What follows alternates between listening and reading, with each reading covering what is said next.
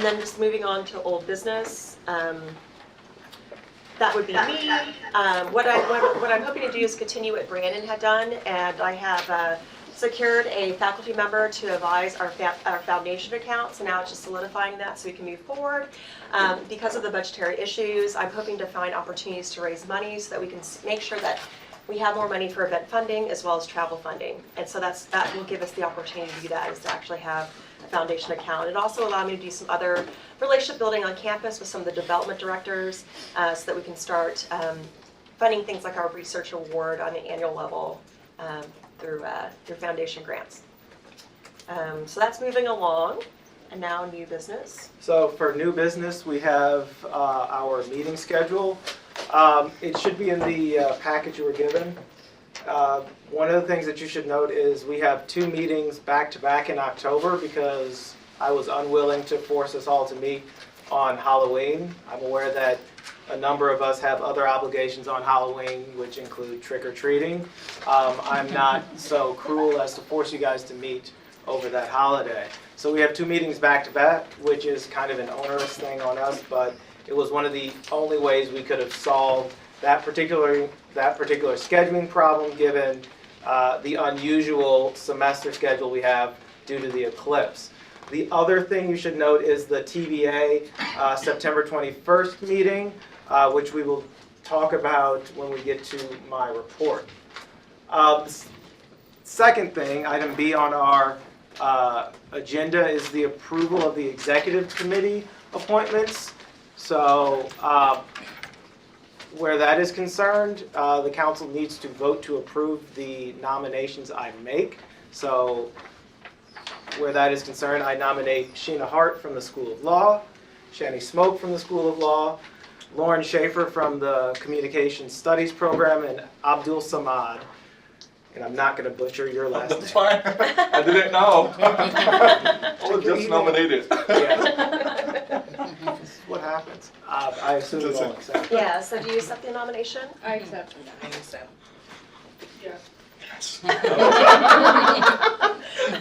That was like the anticipation drum roll right there. Right. Because I didn't get an email back from you. So I was a little bit worried. So all in favor? All opposed? Abstentions? All right, so welcome to Executive Committee. I'll have things for you guys after this meeting, a couple of items of note. Moving right along, because I really don't want to keep you guys till 9:30. University-wide committee announcements. So one of the things that I did over the summer is reach out to every direct report that GPSC has to find out every committee that we're supposed to have representatives on. There are 45 total committees that we are granted representatives on. Most of them are 2 reps per committee.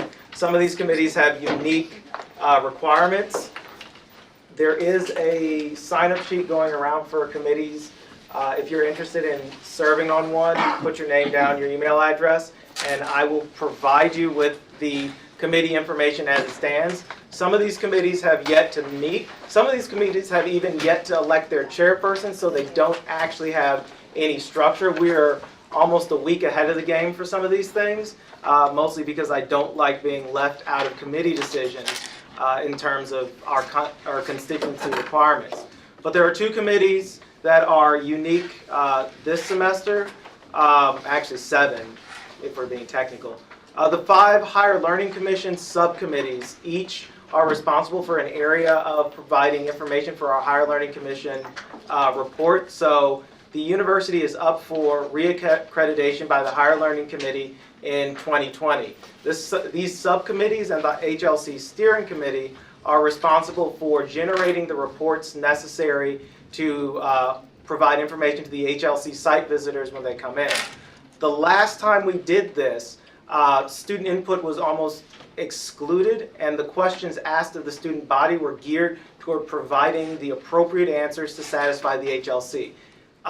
It was perilously close to not accurately representing the situation of the institution. So in order to remedy this, last semester I lobbied the HLC steering committee to give us student representation on the subcommittees so that student input would be considered in the development of these subcommittees.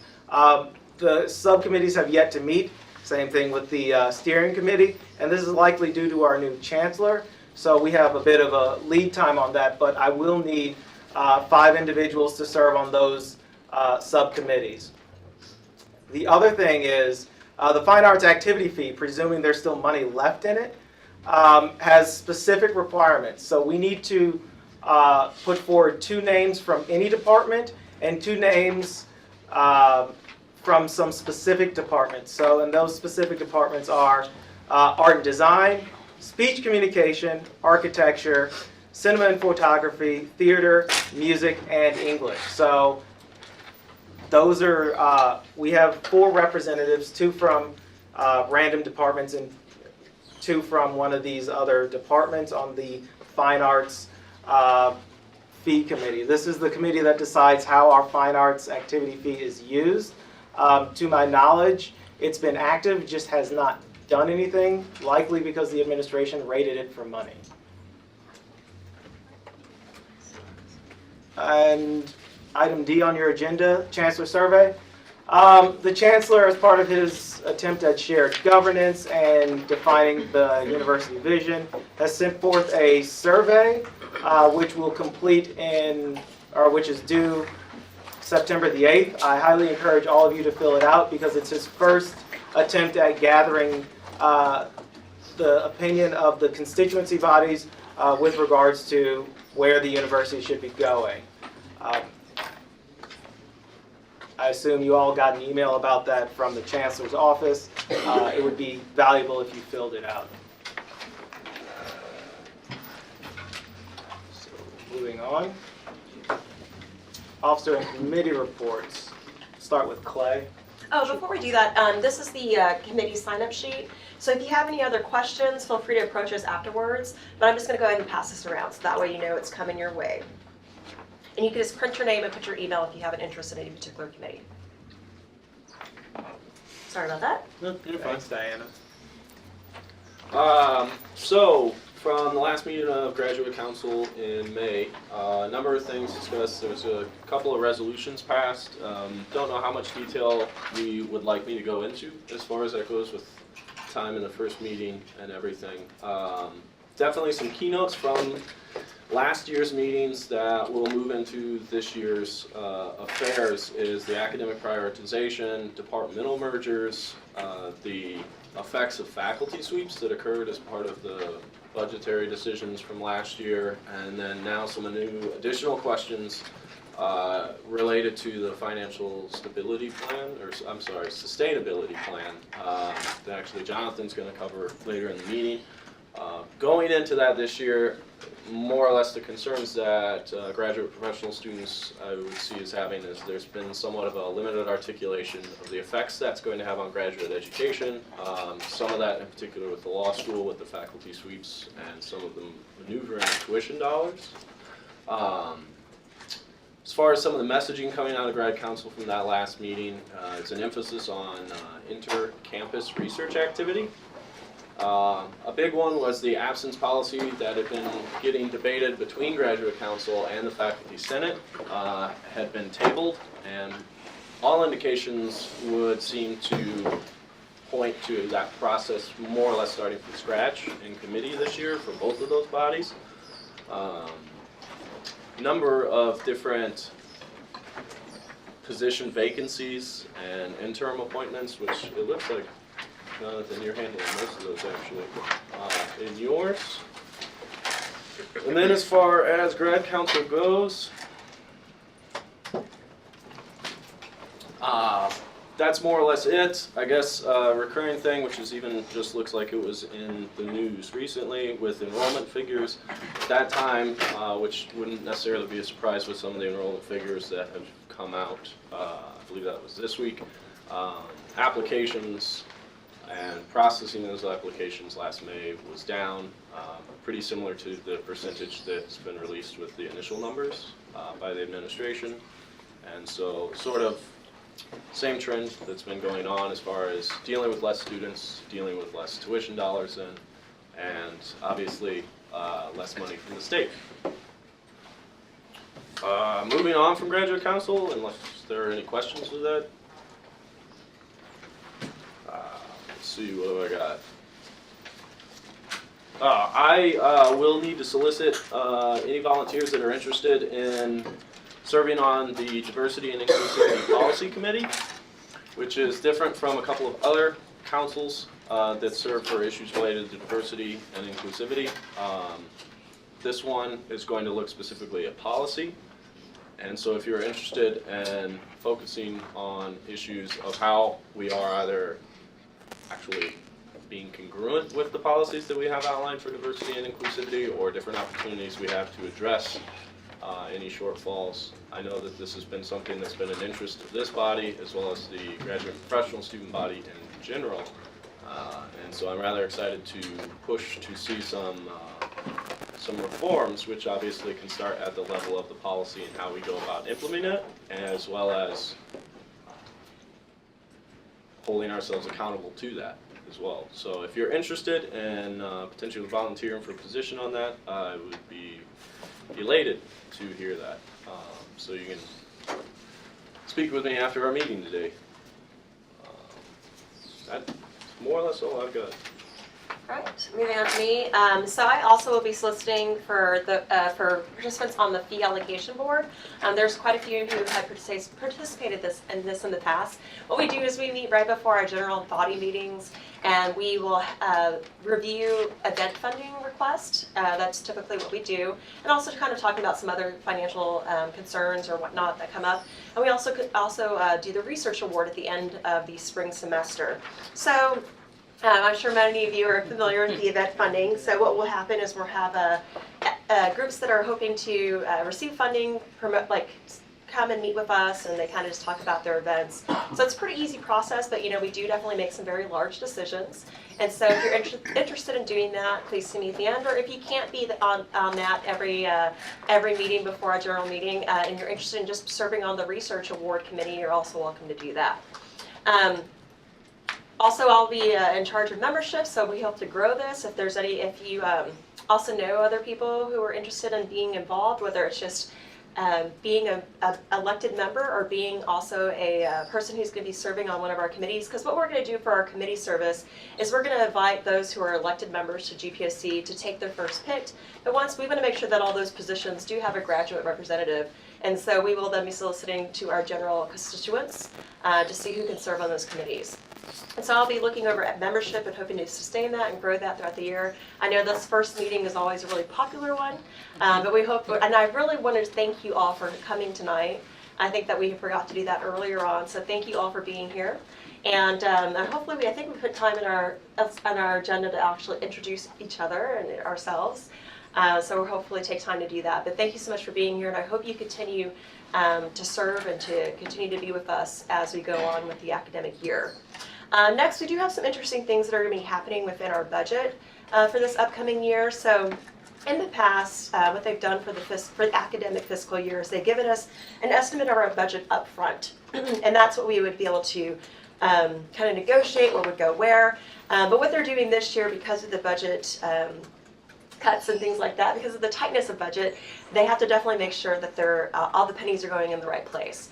And so they are now releasing that based on a semester, and it's going to be based on the amount of students that we have and based on the tuition fees that we receive. They won't be able to determine that really, so I don't have a fixed determined budget for the semester because that's based on the 10-day count. So that's when they can realize how many students they truly have at the university at this time. And so that money then will be distributed to us the first time just on September 10th. So right now we actually are kind of waiting for that money to come. And so if you do have travel funding or other events, you can certainly submit that. We won't be able to process that till the 10th. And then as each month goes, and as they have like flex schedules and things like that, we'll see additional funds. So the large proportion of what we receive here at GPSC will be received in September, and then in the spring semester we'll receive the largest portion of that in February. We were told that I had emailed again to see what our verifying numbers were, but it's pretty close to what we had last year. We were told that there still was a slight cut from the 2 years ago when we had a budget. That previous budget was around $78,000 is what we had for GPSC. That went down to $63,000 last year, and we're estimated to have $67,000 for this year. So I'm able to squeeze that around, but I'm going to begin, and I apologize, I'm a little behind because I was hoping to get stronger numbers, but I was going to probably just estimate that on the low end, just so you know, so that we have funding that will carry us throughout the academic year, if that makes sense. So it's a little different this year, and it's something that we're having to negotiate as a fee allocation board on a semester basis rather than an annual basis of funding. And I think that is it for me. Oh, one last thing. So this was brought up in our election last spring, and so you can see that we offer pizza for you, so we encourage you to come because we love to feed you and we love to see your faces here. But to also kind of save a little bit of money, the way I look at it, it's not really saving money, it's allocating money so that other student organizations can use that money towards events, or that other students can use that towards traveling. So what I hope to do is that every other meeting, we will provide pizza and beverages for you. But I personally love the communal spirit of having potlucks. I know that sounds strange, but I'm sure Lauren Schaefer will bring an amazing dish every time. And so I will personally make dishes for you, and I encourage you to also participate in our potluck. So that way, rather than spending money on pizza, we'll be able to just save a little bit on the edge to give that towards event funding throughout the year. So I hope that makes sense. I will remind you of the weeks that we have a potluck. And believe me, we have some really wonderful cooks amongst us. And so also think about this. It's about the bragging rights each time to say that you have the best dish, you know? So think about that and what you might be able to bring for our next meeting. And that's it for me. All right, it's time for my report. So last semester we were in the process of searching for a new chancellor. Several of the candidates dropped out, which resulted in the extension of the chancellor search into the summer when most of the students were not present.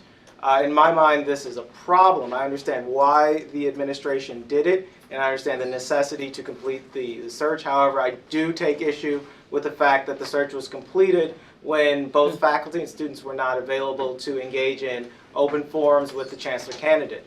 As a result, I have reached out to my counterpart in USG, and we are seeking to bring Chancellor Montemagno in for an open forum on September 21st. We're going to reach out to Chancellor Montemagno to verify the time and the location and his participation.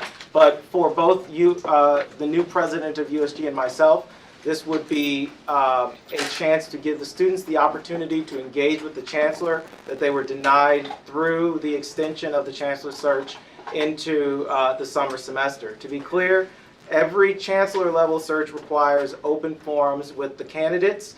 The university fulfilled this requirement, but I think it fulfilled it in the most bare bones way possible. We did have student participation at the open forum. I just do not believe that the student participation available sufficiently represented the entire student body. So it is our intention to request that Chancellor Montemagno participate in an open forum with the students where we might ask him all of the questions that we were unable to ask during his chancellor interview process. So are there any questions about that?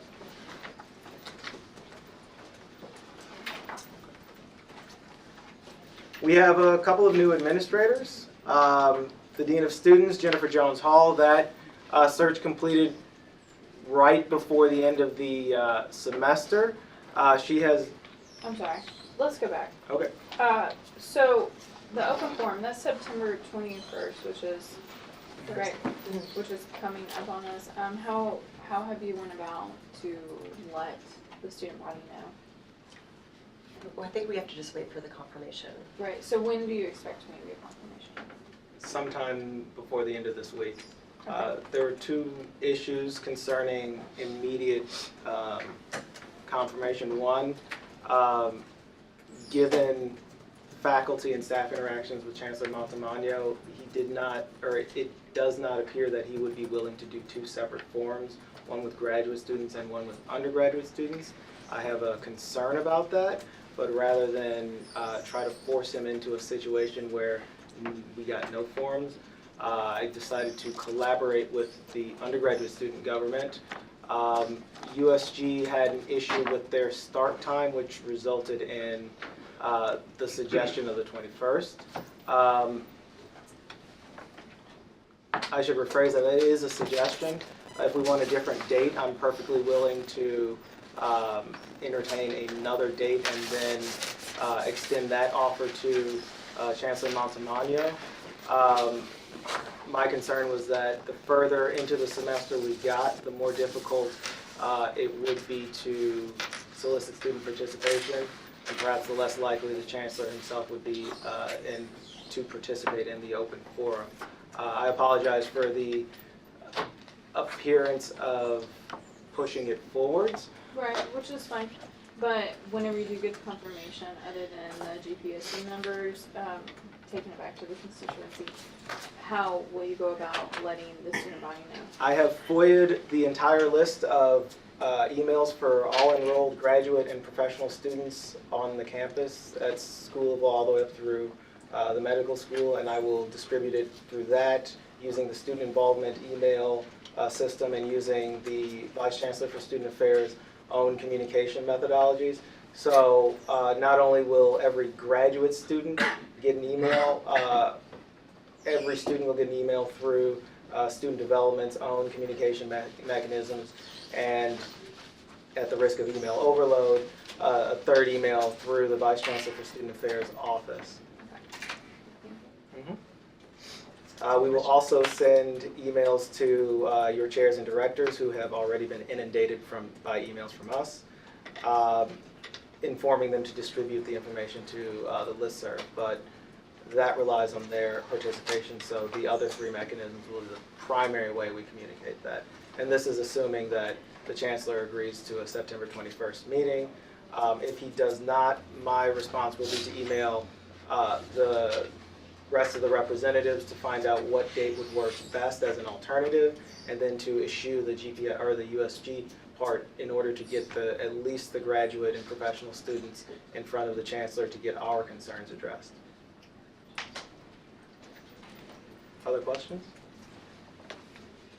Are you opposed to, so you'll find that out, the exact date, by the end of this week. So you're opposed to, I know we asked, like, how do we get that out, or how do you guys get that out? But you're opposed to us already just starting to get that word out? I mean, my thing is not asking you guys what you can do, why not put our boots on the ground as well and just make that vocal? I would rather you not give people a date that has not been confirmed.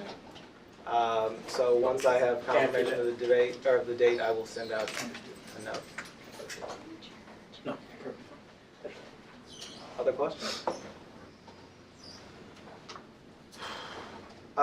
New administrators. So the Dean of Students search concluded immediately before finals week. And Jennifer Jones Hall is our new Dean of Students. I've had some positive interactions with her, most notably in her recent provision of support to DACA students in the wake of Attorney General Sessions' announcement. That is something that I will bring up towards the end. Our other two new administrators are the Associate Provost for Academic Affairs, Dave Dalala, and our Associate Provost for Academic Administration, Lisette Chevalier. This came as a result of the splitting of Provost Ford's job into two units. So previously, the Office of Provost was supported by these two associate provosts. Now, since the provost position is vacant, both units are taking up the responsibilities of the whole office. The issue with that is there is no clear delineation of responsibility by the admission of both provosts. So what has been recommended is that if we have any issues that would go to a provost, we send it to the general provost email address, and they will decide who best to address the issues until they have a formal structure that outlines their spheres of responsibilities. In practice, it seems like Provost Chevalier will be heading up most of the admin stuff, which would be the Higher Learning Commission reaccreditation, anything that involves interfacing with the administrative structures on the academic side. And Provost Delala will be focused on academic affairs, which would be concerns about degree conferrals, progresses, degree progress, any academic issue that we would have, which is important for us because academic grievances via graduate students go to the graduate dean, or go first to the faculty, then the graduate dean, and then the provost for academic affairs. Since we no longer have Susan Ford, it would probably go straight to Dave Delala's office. Goals for the year. So in general, there are 4 goals: shared governance, diversity, student support, and maintenance of the graduate education enterprise. Shared governance is essentially as what it says on the tin. For a long time, GPSC was limited in its capacity to engage in shared governance, particularly under the Board of Trustees policies that give us administrative oversight over certain areas. It has been my task for the entire summer to remind the administration of their responsibilities to GPSC to provide opportunities for our interface with shared governance. To their credit, they have, which is why we have 45 committee appointments instead of 38 from last year. And it's why we have the additional 5 spots on the higher learning accreditation subcommittees. So my intention with shared governance is to ensure that the administration provides every opportunity for graduate and professional student participation in shared governance, but then it becomes up to us to fulfill those opportunities. So it's one thing for them to give us the committee appointments, it's another thing for us to find individuals to fill them. One thing that I should note is on the master list of committees, there are several committees that are marked as inactive or pending because the administrators who would oversee those committees have not been appointed. Core curriculum, for an example, we have not replaced, to my knowledge, Pat Manfredi. So the core curriculum advisory committee has yet to meet. The chancellor has yet to decide if he's going to reconvene the chancellor's executive budget and planning committee. The student affairs, or the dean of students advisory committee, is in the process of being reformed within the student affairs division because we now have a full-time dean of students. So as we find out more information about that, we will provide it, as well as the several other. The Eclipse Committee is inactive, the Ombudsman Committee is inactive because we lack both of those, as is the Big Event. The Big Event is a unique committee that will come back around towards the end of this semester, beginning of the next semester, as the Big Event enters its planning phases. I have been given assurances by the relevant administrators that we will be kept up to date with changes in the committee, to the point where I think they're kind of annoyed with me for pestering them about committee appointments when they don't actually have chairs yet. But if we're going to truly represent the graduate and professional students, we need to take every opportunity to participate in the shared governance mechanisms of the institution. Questions about that? I did want to note, so that you are aware of, I know that was a long list, but any of the lists that you see italicized on your agenda are those that are pending.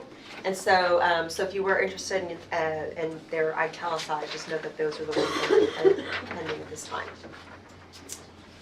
Where diversity is concerned, Chancellor Montemagno has indicated in almost every one of his public speaking engagements a consistent emphasis on diversity, which I am happy about. My concern is the scope of diversity. One of the things that I am most concerned with is, aside from racial, gender, sexual, and ability, socioeconomic status, because not every graduate student has the same socioeconomic status or the same provision of resources for success in graduate school. And to forget this is to abandon a significant portion of our graduate student population. So with regards to diversity, one of the things that I am working with the Vice Chancellor for Student Affairs on is ensuring that our graduate students who are in differing socioeconomic statuses are provided with the same level of support as all of our other graduate students. And this is in conjunction with the continued work that we are doing on the Diversity Council, the Affirmative Action Advisory Committee, and the other diversity and inclusivity related committees that have been organized. Are there any questions about that? We have yet to ascertain what the Chancellor intends to do with regards to diversity, aside from his statements of providing a collective objective for students to overcome different kinds of barriers. To my knowledge and in my conversations with other administrators who would likely be tasked with operationalizing that vision, there have been no conversations regarding how to do that. This is of concern to me given the recent events across the country, and I will do my very best to keep all of us apprised on where the Chancellor intends to go with the diversity policies, specifically as it affects the Diversity Council. My next goal would be student support. And this is something that I've been working on, again, over the summer. One of the concerns I have is the structuring of all of our student support services around an undergraduate education model. That is to say, graduate students have unique needs with regards to academic and social support, and it is my view that some of these needs aren't being met, particularly with regards to mentorship within departments and mentorship across campus. It is my view that the university needs to take steps to address particularly the mentorship of its women in graduate school as well as its underrepresented populations, specifically given the enrollment decline, which I will get to in a moment. One of the often repeated concerns that I heard over the summer was the inability for faculty mentors to adequately address professional concerns of their underrepresented students. There, in my view, was a distance between faculty mentors and the students they were supposed to be advising, and if one of our responsibilities is to ensure graduate student success, it's my view that we need to take every step to improve the student support services provided to our graduate and professional students. One of the more pressing issues is the mental health services provided to graduate and professional students, specifically insofar as there exists a limitation on the number of visits that you can take to the student counseling center before they refer you outside of the institution. This is a problem if you, say, spend 4 years doing a master's degree, then another 4 years doing a PhD. You will, midway through your PhD, exceed the allotted amount of visits to the student health center, which becomes a problem, particularly as the Council of Graduate Schools has observed an increase in mental health incidences among graduate students and a decrease in the capacity for institutions of higher education to address these issues at the graduate level.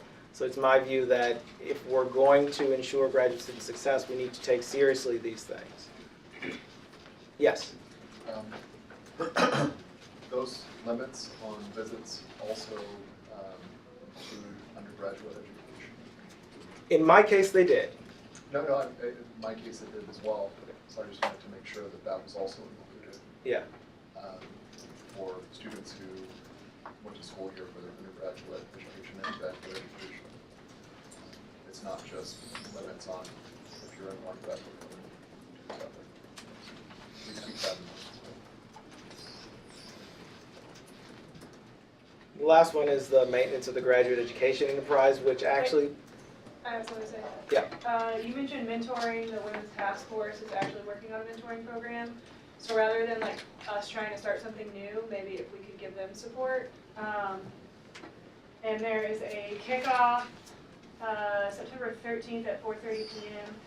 It's specifically a women's mentoring group. I'm not sure what I don't know if you know more, Sheena. Well, I know something about it. So this can, grad council.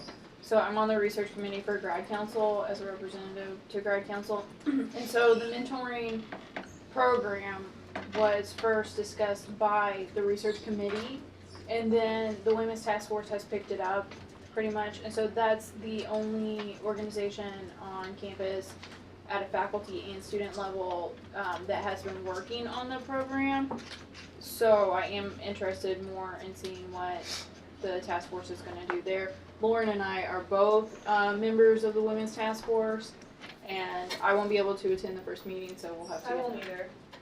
update. Finish that. Oh, okay. Well, we'll have to get an update from someone.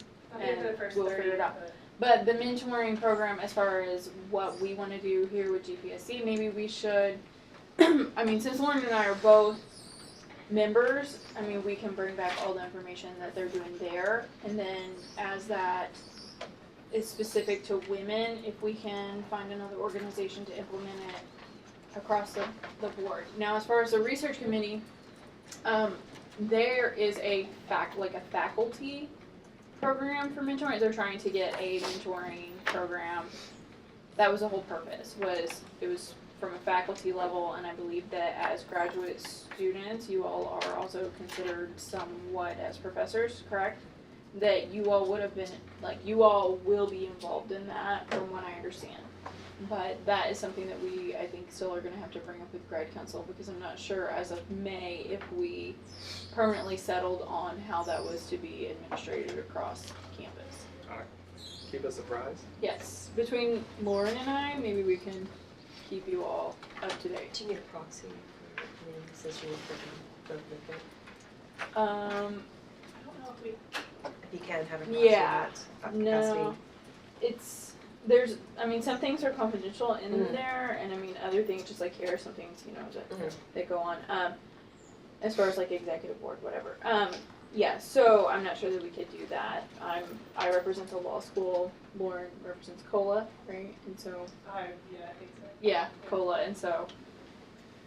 And we'll get But meeting we will minutes get, and- yeah, we'll get all the information, it's not like we're just out, we'll get Okay. all the minutes and Okay. everything that goes on, so we will be able to come back and say what we need to say here about the updates on that. So maintenance of graduate education enterprise actually leads me into item 4, the financial sustainability plan. So I spent I had a busy summer. I spent the summer attempting to reach out to every college dean on campus to find out their response to the financial sustainability plan. I got 4 responses, 1 saying I cannot tell you any information, and 3 face-to-face meetings. What emerged from the face-to-face meetings was a perception that the financial sustainability plan, as a set of recommendations, which is what it is now being called by the central administration, did not adequately take into account the institutional context of the units in question, specifically with regards to mergers and reductions. The College of Science is my favorite example because a merger between the College of Science and the College of Liberal Arts would be a reversal of the decision that created the College of Science. The College of Science was separated from the College of Liberal Arts because these units have different academic cultures and different research directions, so it was decided that the College of Science needed its own unit. The College of Science is also one of the strongest colleges on campus where graduate education and undergraduate education is concerned. So a merger between COLA and the College of Science would create a bloated unit, particularly if the merger is in line with the administration's stated purpose of reducing administrative overhead. So you would lose an entire administrative structure or have a reduction in an entire administrative structure while adding a large number of academic units, which would bloat an already bloated unit. This is just an example of the problems with the recommendations.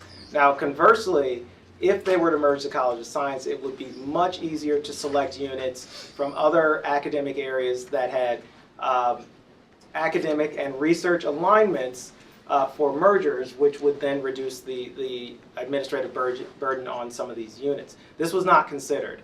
To be clear, From my conversations, the financial sustainability plan is, and I quote, a compilation of every bad idea put out in the last 10 years.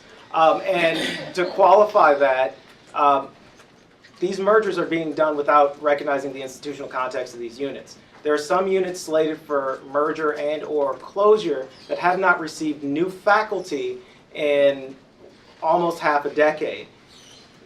In a context of a metrics-driven exercise, these units will consistently underperform. And one of the consequences of this underperformance is a bloat in graduate time to degree, which, again, something that came out of conversations with 3 deans. Faculty, as a result of the sweeping of faculty lines and the inability to hire new faculty are being forced to teach more courses at the undergraduate level than they are at the graduate level, which results in an extension of graduate student time to degree because these units cannot offer the graduate courses required for graduation. The longest extension of time to degree that I heard was over a year. The smallest was a semester. It is my perspective, based on the research done, that a merger would further exacerbate that problem. You're not getting any new faculty. You're not engaging in the provision of resources to close that gap, nor are you effectively restructuring the units for graduate student success. So essentially, the biggest problem with this plan, aside from the fact that it seems to be a purely actuarial exercise without any reference to the institutional context, is that it tanks the graduate student enterprise or the graduate education enterprise at this institution. And this is not even to begin to talk about the $400,000 reduction to the School of Law. Okay, so, at the School of Law, so we will be having a reduction, and there are tons of people that have reached out to the administration and to even some of the students, including myself, to ask us how we feel about these cuts.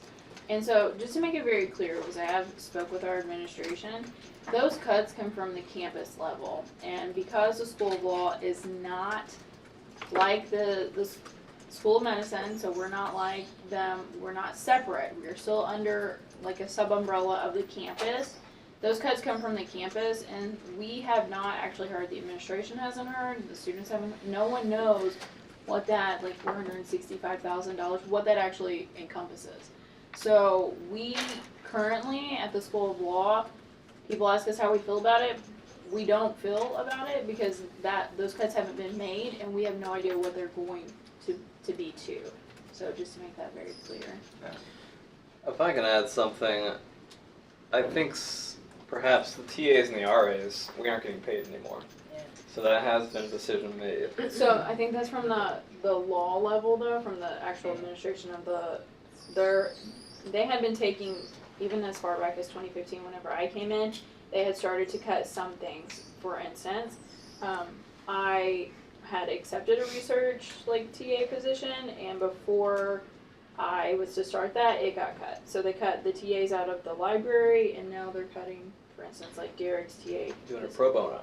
Yeah, position. So they are offering them to the students for pro bono, but those were some decisions that the school had made, the School of Law had made themselves. But we did have some faculty leave. It is not because that they were told their jobs were on the line or anything like that. I just feel like that most likely that they were not tenured staff, and so the instability of what these cuts are going to be, because not even the administration of the law school has heard what this is going to mean, that some of our faculty did leave that were not tenured. So as far as what the cuts are, we don't actually know, but there have been some changes made.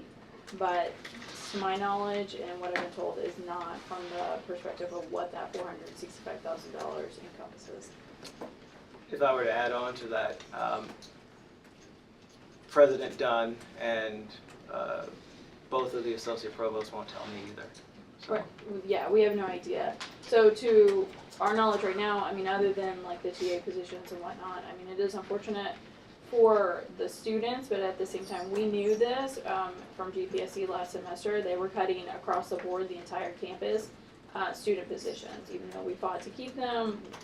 It was a lost cause. So other than that, we've yet to see. Our faculty continues to ensure us that we'll have the same opportunities going forward, regardless of what those cuts encompass. So we shall see. The last massive issue with the financial sustainability plan is the proposal to merge the Vice Chancellor for Research areas and the graduate dean areas. To be clear, this was a structure that the university used to have, and while it was in place, it functioned effectively, only because the Vice Chancellor for Research had large amounts of overhead funds which could be used by the graduate school to fund things like travel. Or other kinds of graduate student support structures. The Vice Chancellor for Research no longer has those funds. In fact, the Vice Chancellor for Research was slated for a 14% reduction, but the combination of the ancillary cuts across the campus made that reduction out to be more of a 27% reduction. So the VCR area has literally no money. The suggestion that they merge the VCR area with the graduate school in order to increase productivity and provide additional funding for the graduate school is point blank false. There is no money to be gained from the VCR area. If the VCR still had its overhead funds, that might be a suggestion worth considering, but since those overhead funds have been swept and since the graduate school's funding has been swept, the merger, in my view, will produce no tangible benefit for the graduate education enterprise on this campus. In fact, given that the graduate school has only recently settled on its own administrative structure following its break from the VCR area, to force this merger, or to force the two units to come back together, would return both units to a position of instability, which will extend the already long times that it takes for anything to go through the graduate school, from graduate assistantship appointments to dissertation processing to graduation clearances. All of that would be delayed as the graduate school figures out its new administrative structure in combination with the VCR area. This is, point of fact, probably the worst thing that could be done to graduate education at this moment, short of shuttering the entire enterprise. Let's be clear about that. Questions about that?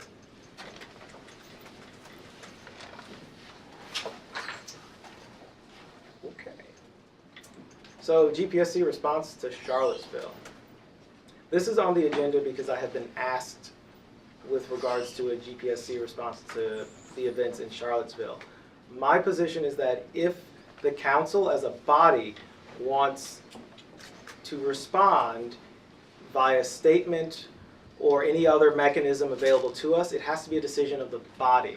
I'm not going to make an executive decision to say GPSC feels this way about the events. What's the undergraduate student council doing? To my knowledge, nothing, but their president did release a statement in the Daily Egyptian, which prompted other folks to ask me why I was not saying anything.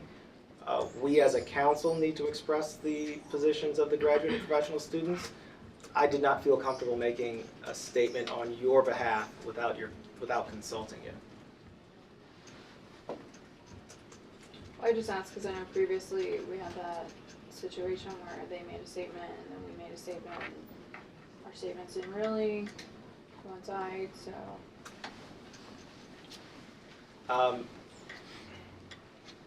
Where that's concerned, the USG statement seems to mirror and slight the language of the Dean of Students, both of which I have concerns about, but in reality I just didn't feel comfortable making a statement without your input. And that, again, really depends on whether or not we even want to make a statement. And I have a couple of caveats about any statement we might make. particularly insofar as any statement we make concerning Charlottesville. Personally, I feel that we cannot make statements that are not actionable by this body or the institution. To do so would be to provide a kind of false hope to those affected by the events. It's one thing for us to condemn particular actions. It's another thing for us to say these are the kinds of actions we will take. Any statement we make has to remain within the scope of our authority as the constituency body of graduate and professional students. And that's limited by the administration. Well, I mean, I think that this campus, and I mean, of course, that was Charlottesville, and it didn't necessarily happen on campus, but I think that Charlottesville is a very different place than here in Southern Illinois. I'm not saying that maybe they don't have some situations that we do, but I do think that student safety is always a primary concern of ours. So, I'm not sure what everyone would like to maybe mention, but I think that if whatever is mentioned, that is always something that we should definitely say. So should we bring it to a motion of whether or not we should? Can I Make ask a one statement. question? Yeah. Is the idea for the response that it would just be like, what happened in Charlottesville is awful and it shouldn't happen? Or would the response be something along the lines of like, what happened in Charlottesville is not isolated to Charlottesville? If these things occur on our campus, this is not something that GPSC or the graduate student body stands by? How, That we what would that condemn it, response look maybe like? that we condemn it, and that, you know, Because I think if we're Student just safety is characterizing it priority. as like Charlottesville as this isolated thing, then our response really doesn't do anything. The response needs to be like, this is happening in Charlottesville, this happened in other places. I saw a Confederate statue and a Confederate flag like in Paducah on the way here, like it's all over. So that response, I think we need to have a conversation about what would that response be before we vote on it. This is true. Is yeah. this not something for the Diversity and Inclusivity Policy Committee? Or should this be brought to the executive committee to? Well, I mean, we could always just say that, you know, GPSC condemns the violence in Charlottesville, and that here on our campus, the student safety is always our priority. I mean, something along those lines. I mean, we don't have to go into great detail about it, but I mean, I think Just that a it's pretty clear clear position. that this body would condemn such nonsense. Would you like to bring that to a motion and see if just that simple statement?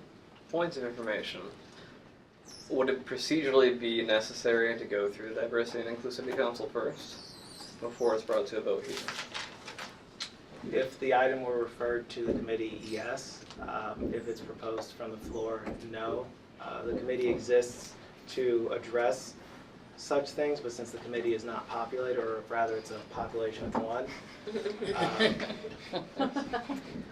there is no committee to generate the item.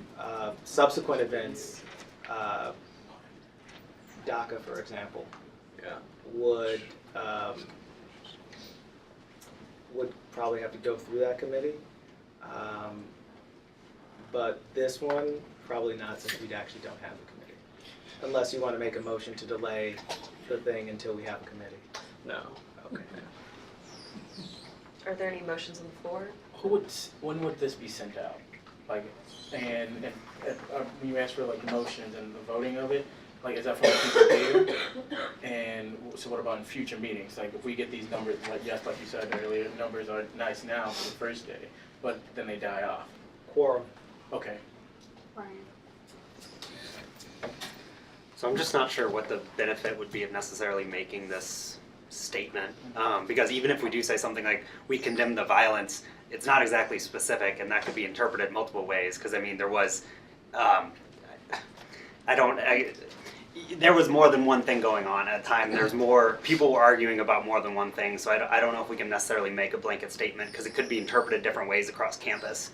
And just because we may be thinking specifically in a racial aspect, and then somebody else could be taking it in another direction. If we just make a generalized statement, we're not necessarily helping anybody. So at the same time, I don't know if it's really prudent for us to make any sort of statement. I don't think it would really have an effect on the campus one way or another. I agree. I do agree with that. That's why I'm saying that if there is a statement that we may need to focus on the fact that student safety, like safety on campus, is always a priority, just to clarify. So could we make a statement on We have just yet- student safety? Fair enough. We have yet to decide Yeah. if we were Even even want to, going to yeah, make a if statement. we're even going to make it. I raised the issue to simply say that in case there was a question as to whether or not, or why GPSC had not made a statement, it's because I would require your consent to make that statement. Did USG make a statement, or No. did you just I- sign it as?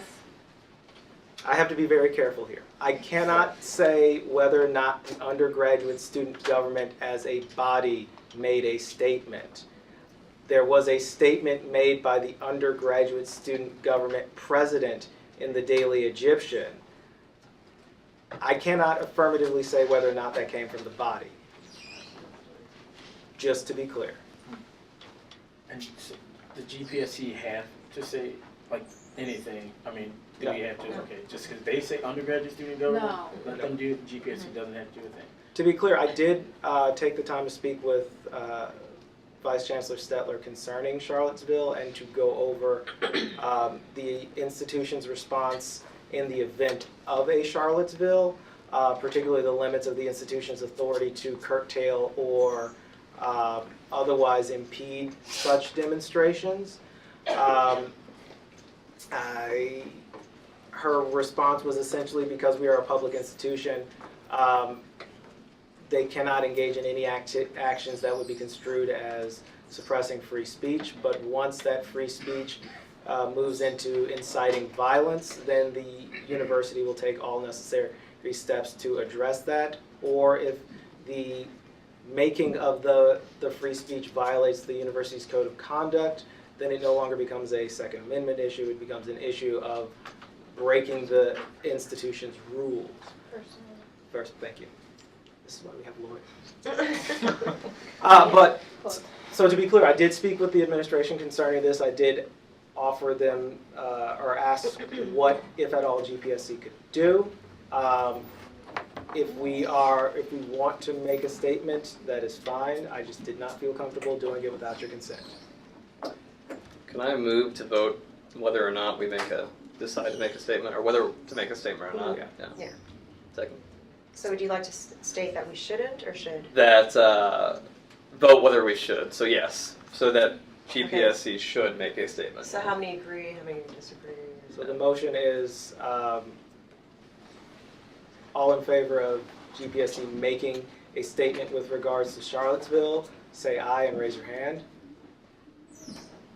All opposed to GPSC making a statement addressing Charlottesville, say aye and raise your hand. Aye. Aye. So those raised hands. This is in opposition to making a statement. Raise it, if you do have your hands raised, let me just make sure I have a good count. 1, 2, 3, 4, 5, 6, 7, 8, 9, 10. Abstentions?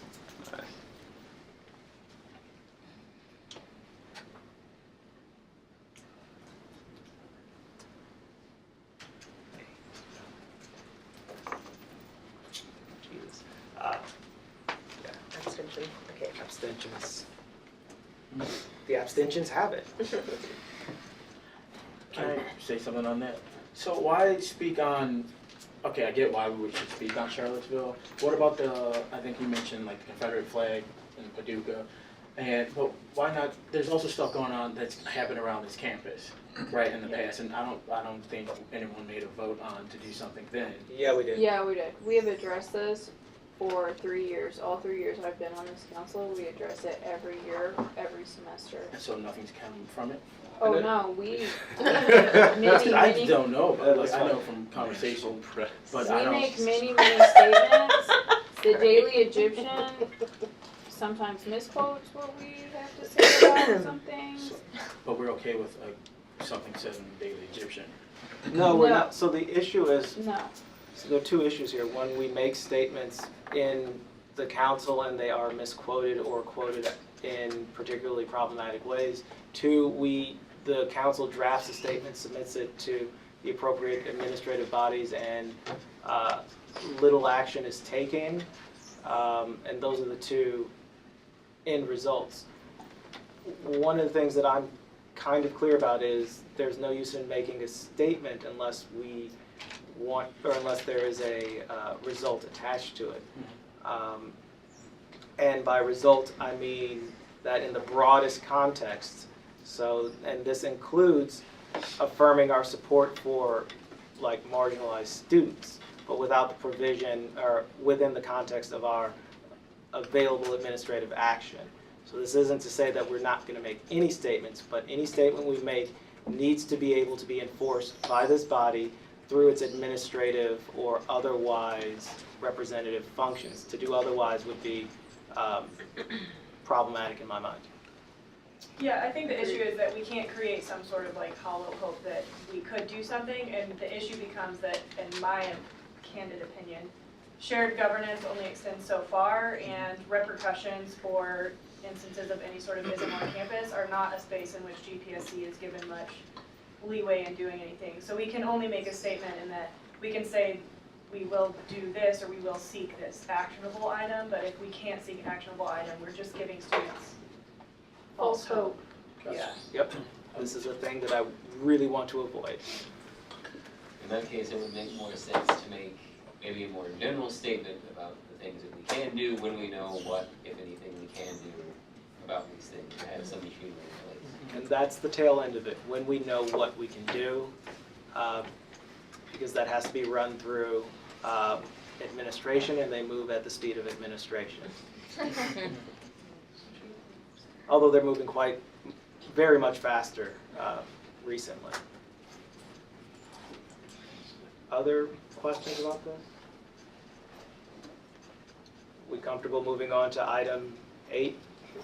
So active searches. We have 2 active searches, Assistant Dean of the Graduate School and Associate Chancellor for Institutional Diversity.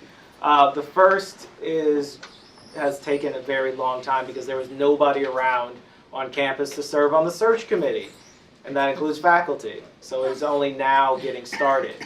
The second, I put a halt to it because there is no way, in my opinion, this came up last semester, I did not feel comfortable conducting the search over the summer when students were not present to engage with the Chief Diversity Officer or the candidates for Chief Diversity Officer of this campus. That's just not a thing that I felt could go on. So within committee, I motioned to put a stop to the search until this semester. So procedurally, that search never disbanded. So I sat on that committee all throughout summer. It just never met. The assumption is that the committee will resume meeting this semester pending whatever the chancellor decides. So a lot of these things are stuck in limbo until the chancellor has a chance to be brought up to speed and address the situation where these searches are concerned. So those are the only 2 active searches we have right now.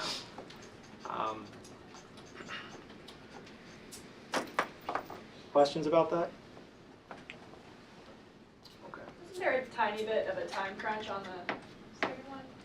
The asset search is limited to the amount of time that Dr. Lewin can serve as interim, which I believe expires at the end of spring semester. So the assumption is that we would conduct the search the fall semester, perhaps bring candidates in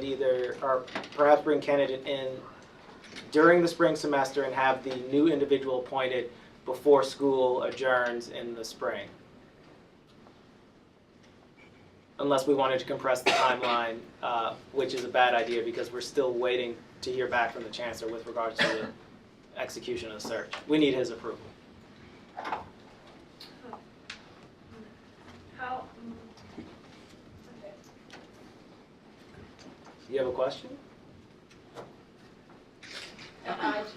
No. I'll say it when there's not a recording device. Fair enough. Before I get to the committee updates, and I actually have one committee update. Committee update. You have a committee update too. Enrollment numbers. Where graduate students are concerned, we have a 5.89% drop in master's level students, a 10.38% drop in doctoral students. 10.8 what? 10.38% down in doctoral students. 5.8 in masters? Yes, 5.89 in masters. We're down 5.64% in law students.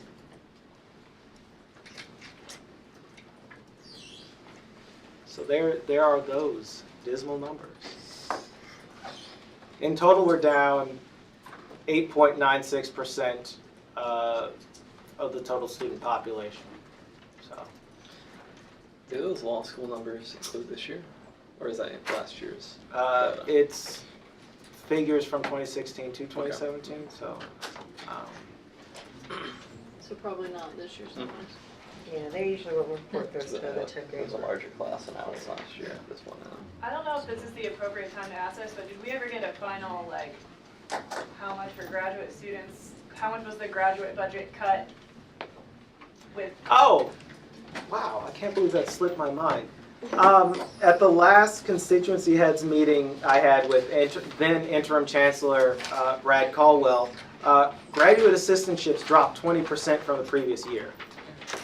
Is that 26 to 2017 or expected for 2017, 2016 to 2017. So recall earlier we had asked the administration to look into the ancillary effects of their budget cuts on graduate assistantship provision. I think they did a little bit of that work, and the end result was that graduate assistant appointments were down 20%. The interim chancellor did not give a causal explanation for the decline, and then we subsequently got a new chancellor. So I have not gotten any clarification on the circumstances behind that decline. Again, the administration has assured me that graduate assistantships aren't being targeted, but there's a distinction between not targeting an assistantship and not preventing other administrators from repurposing the funding that would go to assistantships. I have received no such assurance from either our previous interim chancellor or our new chancellor, and I have yet to meet privately with him to raise the issue. Questions about that? Aren't you supposed to get to meet with him, like, as part of your job? I am. He has offered me two private meetings a semester. In addition to the constituency heads meetings, we have not scheduled a constituency heads meeting for the foreseeable future. And I have yet to schedule my private meetings with the new chancellor because we as a council did not meet. And if there were particular questions that you wanted me to ask of him, I would be more than happy to take them to him during our private meeting. Is that less meetings than were offered previously? Like, Yes and no. The fact that he has offered to give me 2 standing meetings is a deviation from standard practice. Normally, it's by appointment. I specifically requested external meetings outside of the constituency head meetings because there is limited time there to address graduate student issues, and he gave me 2 meetings, 2 standing meetings a semester.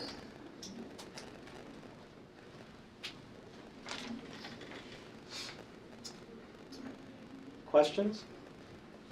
Moving on to item D, GPSC representatives, committee updates. Diana, you want to go first? Sure, I'll go first. So today I met with the Intercollegiate Athletics Committee and just kind of heard some basic reports, but there were certainly surprising ones in there. They will be doing a campaign, a fundraising campaign that will be announced in October. Primarily, they're looking at increasing donorship from 1,800 to 3,000 and looking at the extension of Saluki Way. They've hired a new marketing director, And so, but they've also had a lot of successful fundraising campaigns this past year and do look for a lot of successes in the upcoming year. Probably the most interesting thing, though, I heard was that the Office of Civil Rights is investigating a Title IX complaint that was brought up in April. And this will be a 2-year investigation. But it's primarily looking at the imbalance of male to female players that we have at the university.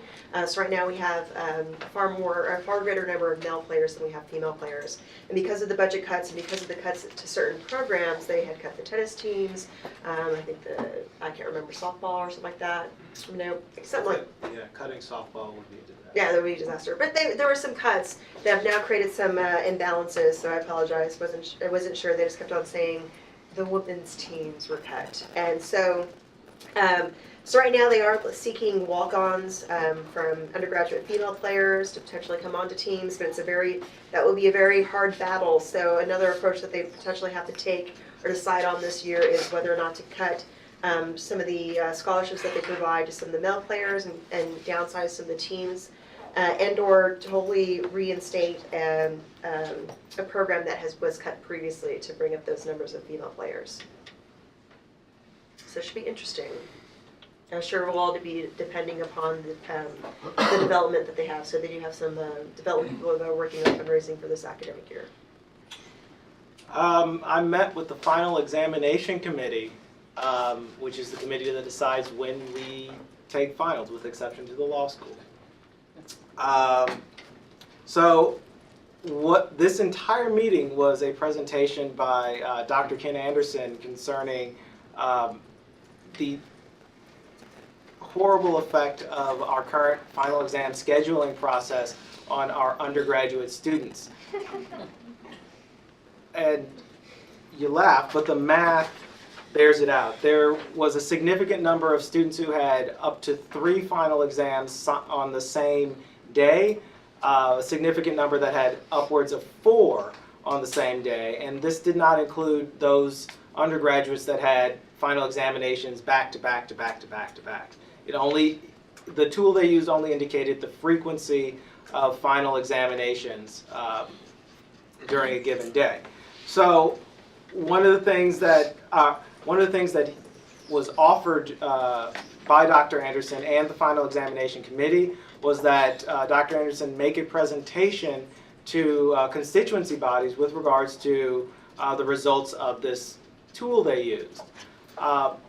I agreed, and I would like to, pending your approval, I would like to bring him in September 19th, because one of the things that is coming, or that the committee decided coming out of this, is that we need to enact some very specific policy changes to enable undergraduates to essentially succeed.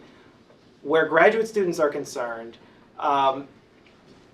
the way that the final examination schedule is set up right now requires graduate students, particularly in those courses that are proctored, to be present for multiple final examination periods, which impedes their ability to write the final projects or other such assignments that we're given. On that end, it's a concern for us, but specifically because we have some committee oversight over the policies that would govern these things. Again, pending your approval, I would like to invite Dr. Anderson to our next meeting so that he can fully explain the implications of his research. Any questions about that? Do I need to make a motion to bring him in? I think that would be, since you're asking for my opinion. Okay, so I'd like to make a motion to invite Dr. Ken Anderson to our next GPSC meeting. Second. Yeah, third. All in favor? Sorry? All opposed? Abstentions? All right. The ayes have it, so we will bring Dr. Anderson to our next meeting. Concurrent with that, Dean Lee has been making repeated, insistent requests to come visit GPSC at one of our meetings.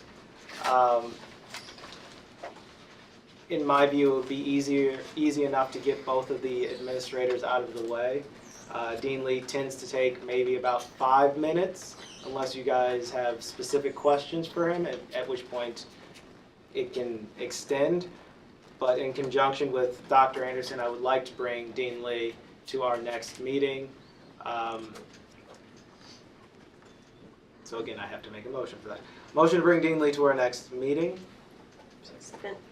All in favor? All opposed? Abstentions?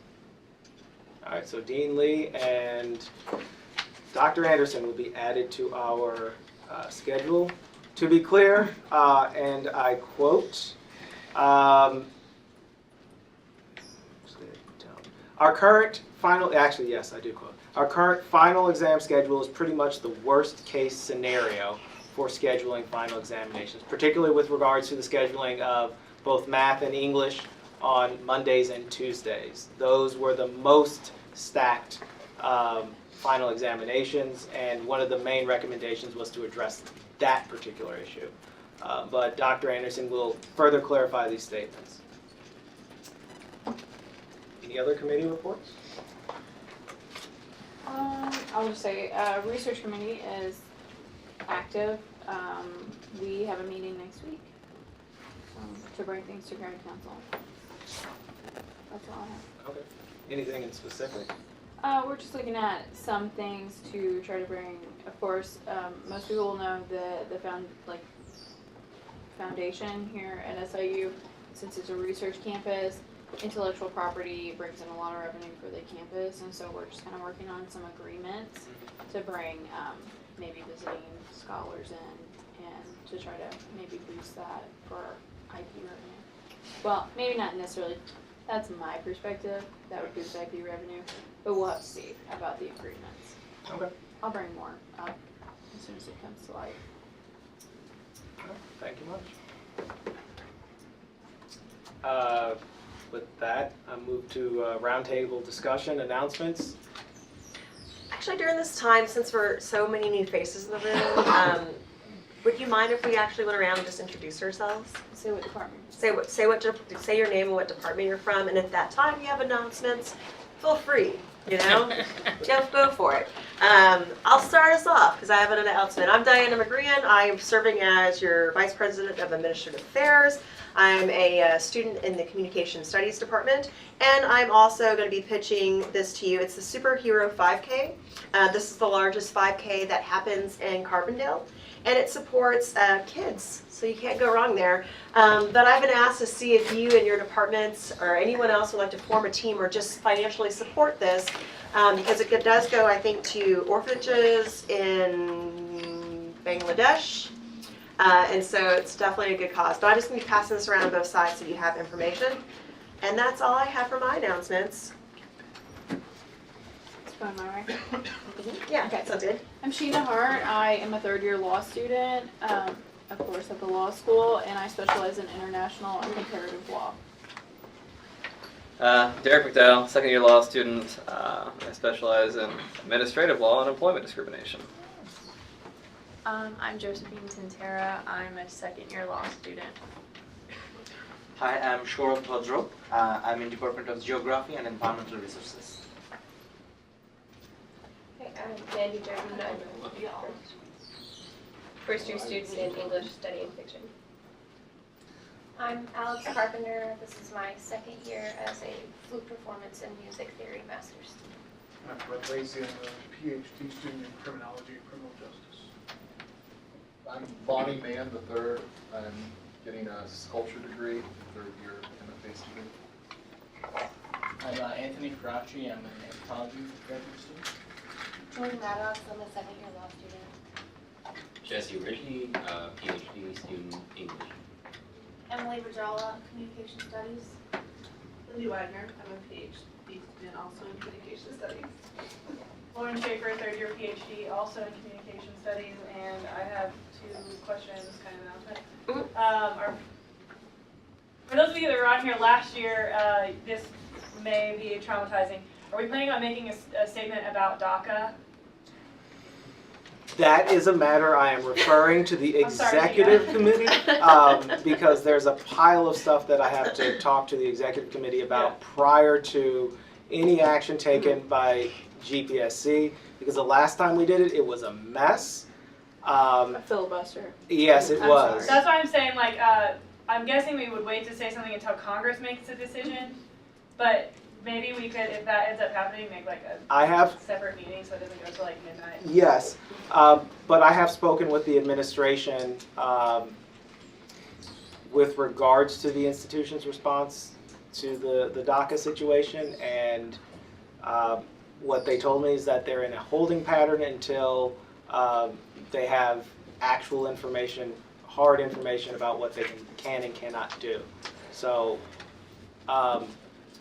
in my view, just as with Charlottesville, any statement we make needs to be in line with the limitations of our institutional authority and SIU's institutional authority. We can't provide false hope. To that end, I did sit through a meeting with a large number of the DACA students on campus to hear their feedback, to hear what they would ask of us. And I intend to bring that to the executive committee so that we may decide what, if anything, we want to bring to the general body for action.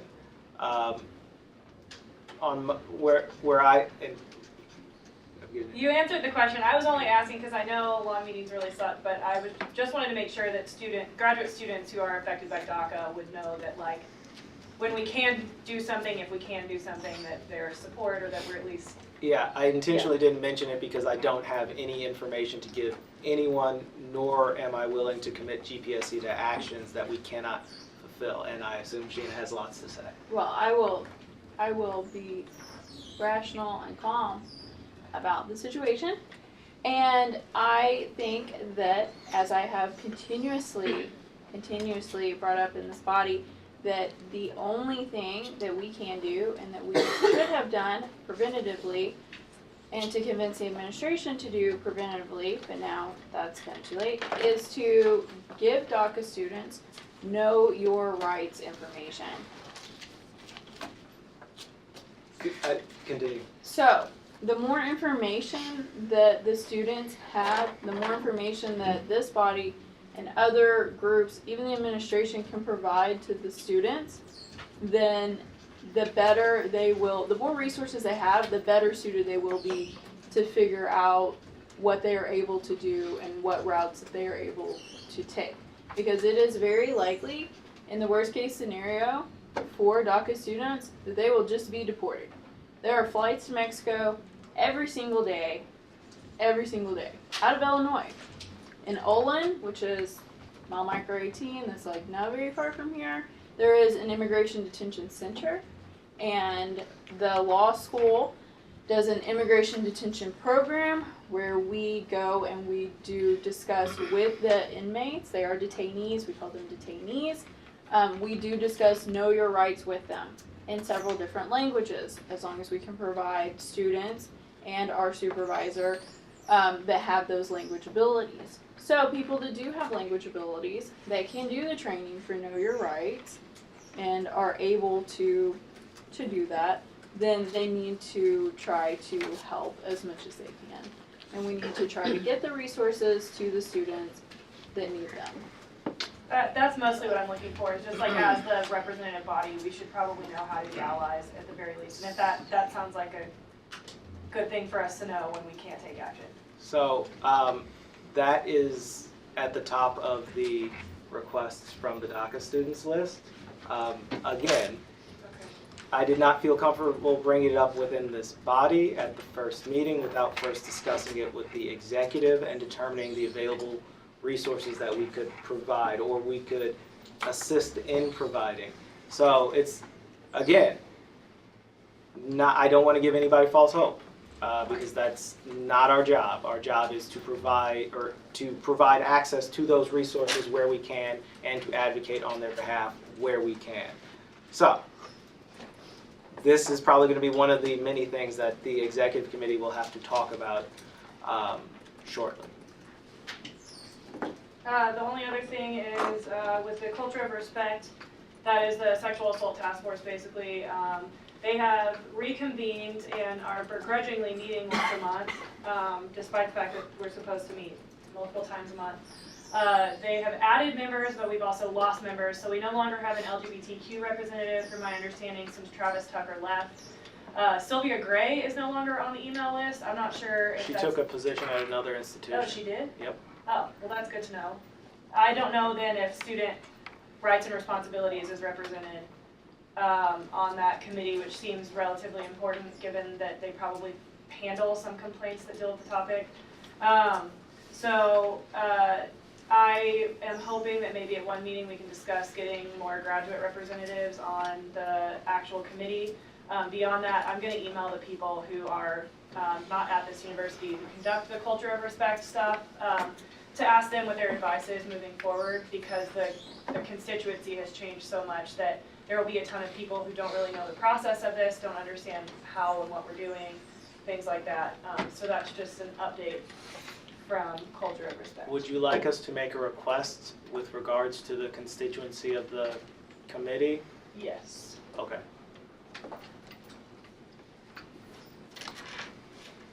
Where are we at in the So the we're person ready. who's the head of it now is someone who encouraged students not to ask for much because their funding came from the administration. So I'll talk to you about it afterwards, but if maybe at the next meeting we could put that as just like a small agenda item to like vote to ask them, or however the process works, to get more Thanks, Lauren. representatives. If you would like to introduce yourself. Okay.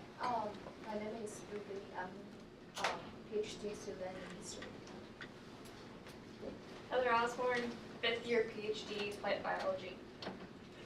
Michael Russo, first year PhD student in the philosophy department. Johnny McMahon, third year PhD student in the philosophy department. Sabda Park, linguistic department, masters. I'm Samad Hamaidan, you can call me Abudi, 4th year PhD student in Curriculum and Instruction, College of Education. Shawnee Smoke, 3rd year law student. Stephen Smith, Department of Electrical and Computer Engineering. It's Clay Awesome, PhD student in the Sociology Department. I'm Jonathan Flowers. I'm a PhD candidate in the Department of Philosophy. All right. Were there any other announcements that anybody needs to make before we adjourn? Just one, if you're one of our grad council reps, just let me have a quick word before you leave tonight. It'd be great. And then I was just going to remind you too that if you need to see any of us with questions about some of the committees that you can potentially serve on, please do. And if you'd like to know more about the FAB committee, come this way. If you want to know more about the Diversity and Inclusivity Committee, go that way. I need to see the executive committee for a brief minute after you've after you're finished meeting with your other folks. Can I motion to adjourn? Second. All right, You're thanks. gonna be the number one. Yeah, that's what I'm talking about. The orientation day. Yeah. Yeah. Really well said.